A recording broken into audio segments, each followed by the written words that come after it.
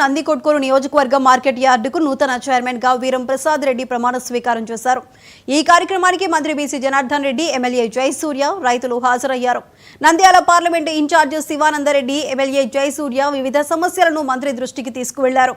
రాష్ట్ర ఆర్థిక పరిస్థితి బాగోలేకుండా రాష్ట్ర ప్రజలకు ఇచ్చిన హామీలు నెరవేరుస్తున్నామని, నియోజకవర్గానికి అవసరమైన అన్ని సౌకర్యాలు కల్పించేందుకు కృషి చేస్తామన్నారు.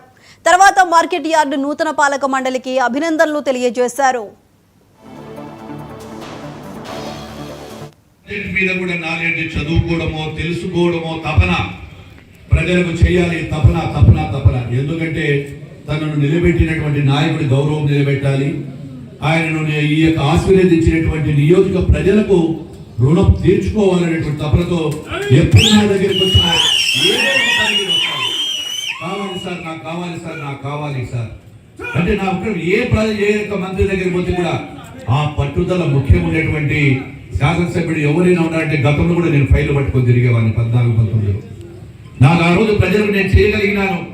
కర్నూలు జిల్లాలో అత్యధికమైనటువంటి పనులు చేయగలిగారంటే నేను సంఖ్యలో ఫైల్ పెట్టుకొని సూపరింటెండెంట్ దగ్గర కూడా నా హోదాను పక్కన పెట్టి కూర్చుండేవాడిని. అదేవిధంగా ఈరోజు జయసూర్య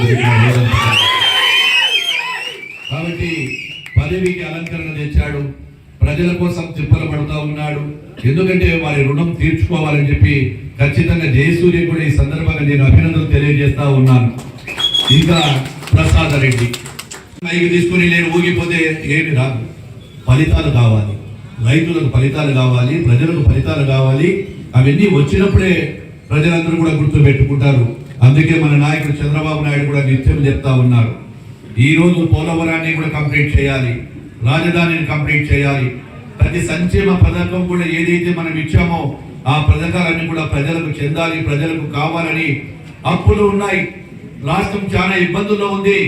అయినా ఏదో విధంగా తీసుకొని ఇప్పుడిప్పుడే రాష్ట్రం ఈరోజు దారిలో పడతా ఉంది. ఆ రోజు వాళ్ళు చేసినటువంటి వ్యవస్థలన్నిటిని కూడా నిర్వీర్యం చేసిపోయారు. ఎక్కడ ఏముందో కూడా తెలియదు. మా శాఖలు అయితే మరీ అన్యాయంగా ఉంది.